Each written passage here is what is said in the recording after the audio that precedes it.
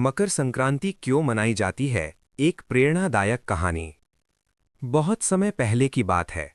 भारत की पावन भूमि पर सूर्यदेव को जीवन का आधार माना जाता था।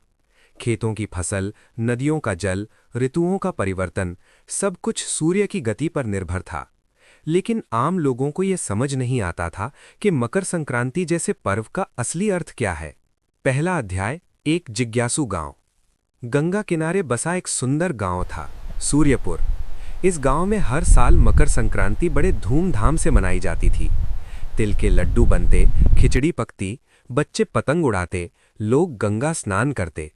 लेकिन उसी गांव में रहता था एक बालक, आरव। आरव बहुत समझदार था।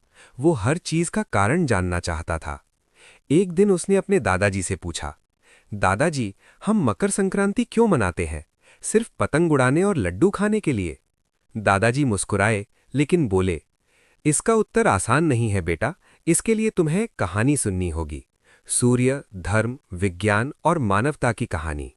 सूर्य की यात्रा। दादाजी ने कहना शुरू किया। बहुत प्राचीन समय में ऋषियों ने आकाश का गहन अध्ययन किया। उन्होंने देखा कि सूर्य साल भर अलग अलग दिशाओं में चलता प्रतीत होता है। उन्होंने सूर्य की इस यात्रा को दो भागों में बांटा।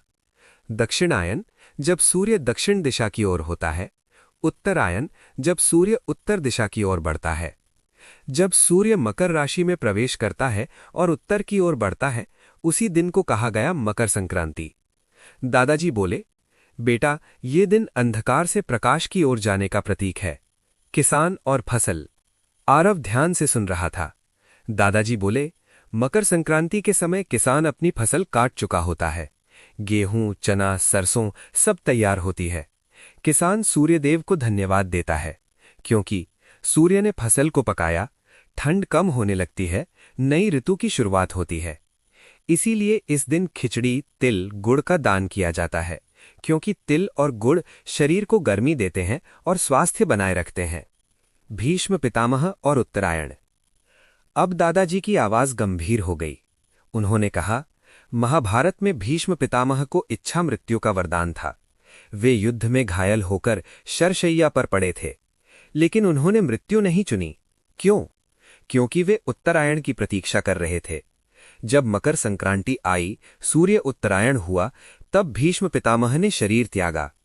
दादाजी बोले, इसलिए मकर संक्रांति को मोक्ष और शुभ समय का प्रतीक माना जाता है।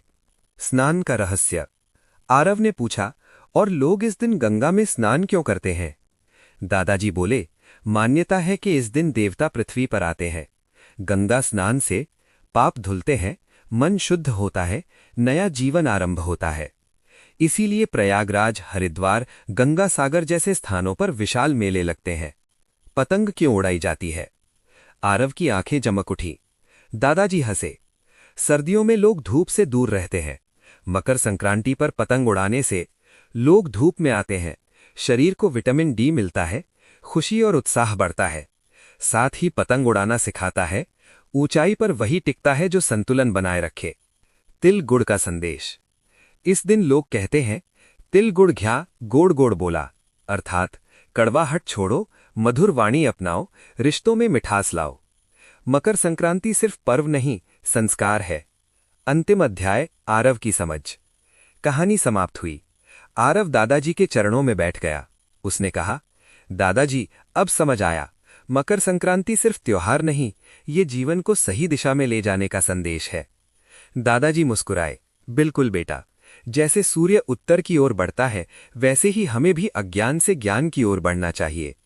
उस दिन आरव ने पतंग उड़ाई, लेकिन अब वो सिर्फ पतंग नहीं थी, वो ज्ञान, परंपरा और संस्कृति की उड़ान थी। सूर्य, पतंग।